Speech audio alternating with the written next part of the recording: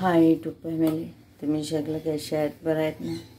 आता बघा, आज मी बनवणार, आज गणेश चतुर्थी आहे. आज मी साबुदाण्याचा खिचडी बनवणार. मी रात्री भिजून ठेवली होती, तर आता बघा 12-1 वाजता भिजून ठेवली, म्हणजे 5-6 तासात पूर्ण मस्त फुगले. आणि आता मी त्याला काय करू, मला याला शेंगदाण्याचा कूट त्याला मिक्स करायचा. त्या शेंगदाण्याचा कूट मी करून ठेवतात, कधी पण अचानक पटकन सकाळचे होतात. हा बघा, असे मिक्स करून घ्यायचं त्याला. मी बटाटा टाकणार नाही, बटाटा पण टाकतात, तर बटाटा बरोबर खात नाही, त्याच्यामुळे सिंपलमधून दाखवतोय तुम्हाला शेंगदाण्याचा कूट. आणि हा बघा, सगळं काही एकत्र मी मिक्स करून घेतलं आहे. असे एकदा मिक्स करून घेतलं ना, पूर्ण चिटकत नाही. आता बघू शकता तुम्ही, सगळं एक एक सुटून गेला आहे. आता मी गॅस तापून ठेवला आहे. आता ह्या कढाईमध्ये आपण काय करू, तेल टाकू. कढाई तापलेलं आहे. आता मी काय करणार, ह्याचा हा तुपाने बांधायचा, म्हणजे मोठा चमचाभर मी तूप घेतला आहे. तुपाने चांगले असतात.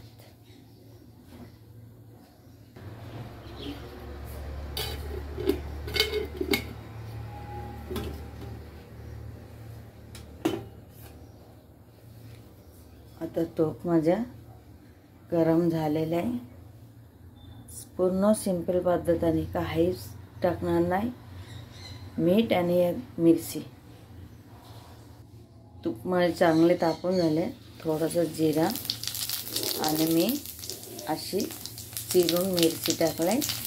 मी आज तिखट टाकते, कुणाला आवडते कुणाला आवडत नाही, त्याच्यामुळे. आता मी मीठ टाकले. आता लगेच मी टाकून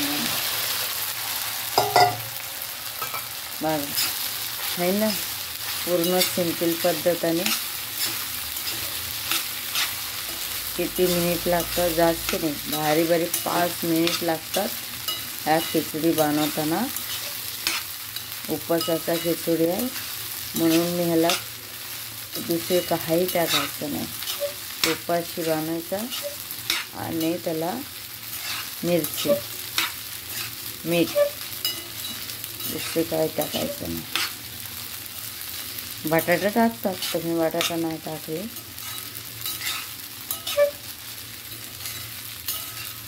तर बघा, आत्ताच आहे, हलवतो त्याचा, ही बघू शकतो. हा बघा, आणि एकाने एक चिटकणार नाही, एवढा नरम होईल. म्हणजे रात्रीचा भिजून ठेवला तेच बरोबर ना. 4-5 अगोदर, 4 तास 3 तास अगोदर भिजून ठेवला ना, ते बरोबर.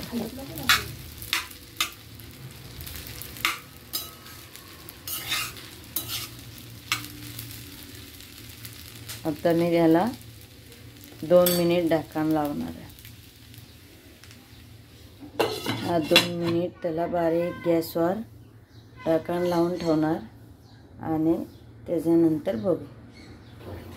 आता बघा, 2 मिनिट झालेले आहे. बघा, ते करत तुपकला नाही, काहीच नाही, नरम सुलसुली झालं आहे. बघू शकता तुम्ही.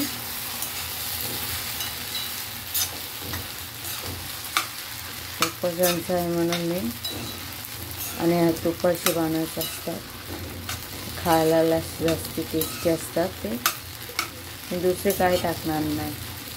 तो कढीपत्ता मात्र नाही टाकला.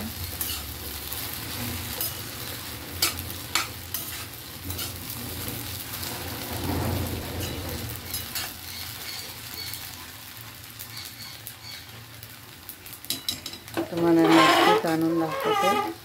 बघा किती चांगले झालेले आहे.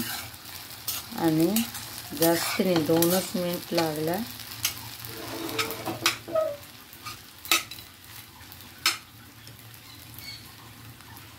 आता मी याच्यामध्ये फक्त अजून थोडासा विरघळण्यासाठी मी अशी थोडं चिमटेभर साखरचाही टाकणार. त्याच्यात अजून थोडा चव चांगले असतात. झाली माझी खिचडी. आता तुम्हाला हा सिंपल पद्धतीने खिचडी कशी वाटला तुम्ही मला एकदा नक्की कमेंट करून सांगा.